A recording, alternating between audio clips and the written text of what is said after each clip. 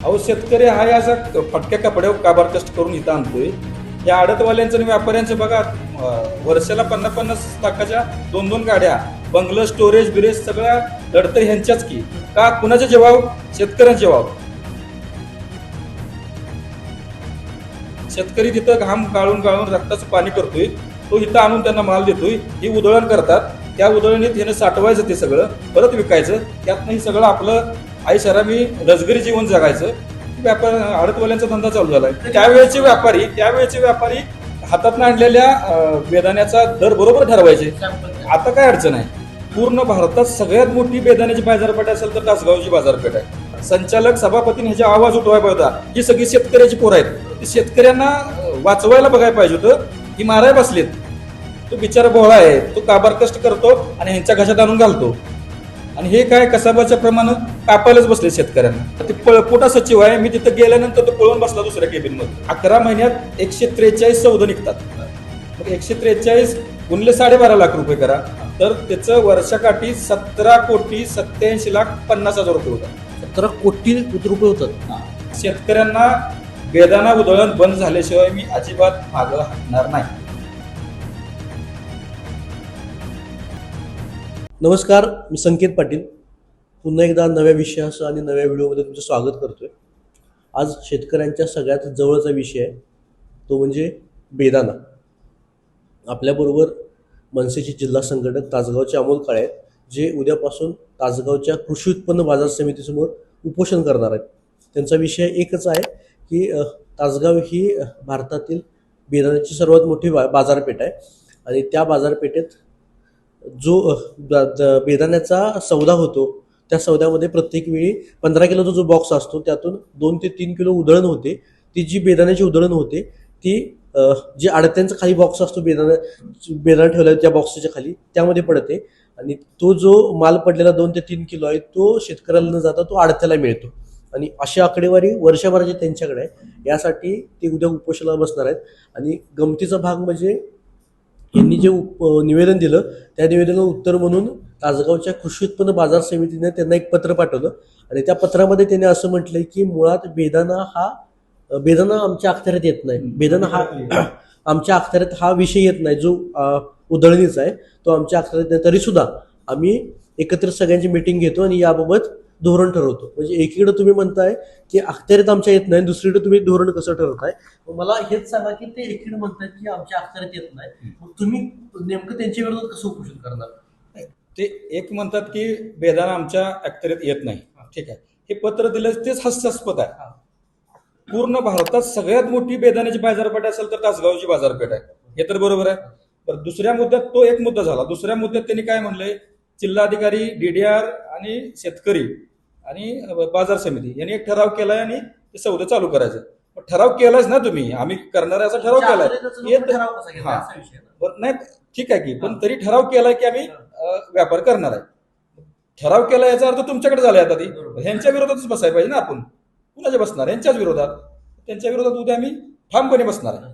ऐकणार. तुमच्या आकडेवारी मला सगळी टोटल सांगा ना, की तुम्ही मगाशी मला सांगितली आकडेवारी की इतका कोटींचा हा भ्रष्टाचार होतोय. काय आहे विषय? तो विषय काय आहे, आता काल म्हणजे सोमवारी 3 तारखेला जे सौदे निघाले त्यात माझ्या माहितीवर म्हणजे माझ्याकडे सगळे आहेत बरं का, ते सगळे पूर्ण त्याच्या पावत्या माझ्याकडे आहेत.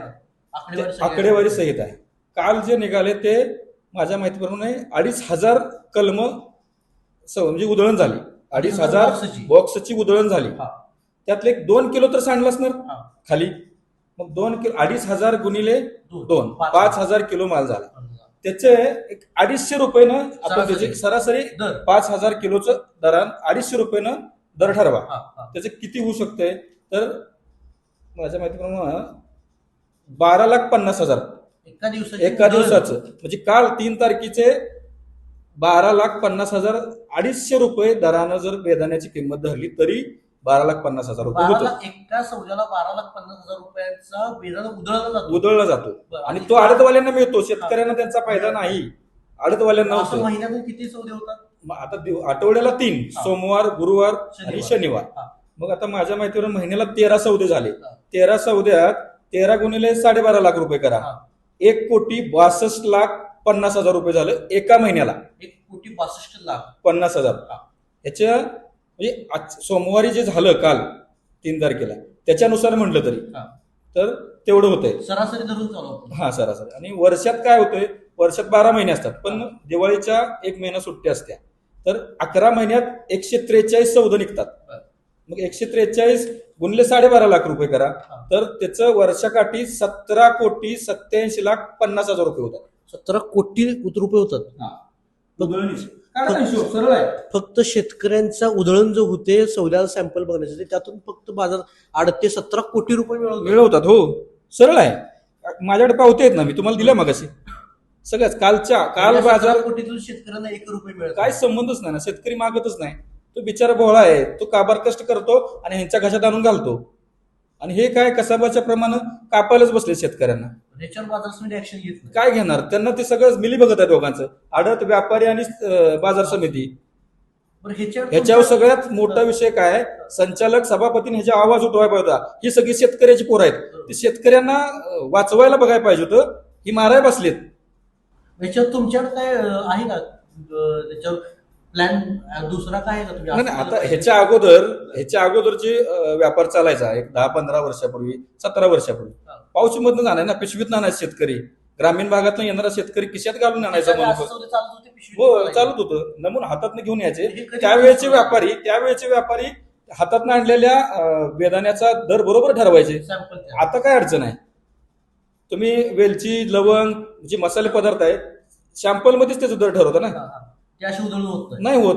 बघा कुठं बी पूर्ण हिंदुस्थानात बघा, बेदाना म्हणजे हे आडतवाल्यांचं घरे भरायचे काम आहे, शेतकऱ्यांना मारायचं काम आहे. अहो, शेतकरी हा असा फटक्या कपड्यावर काबार कष्ट करून इथं आणतोय.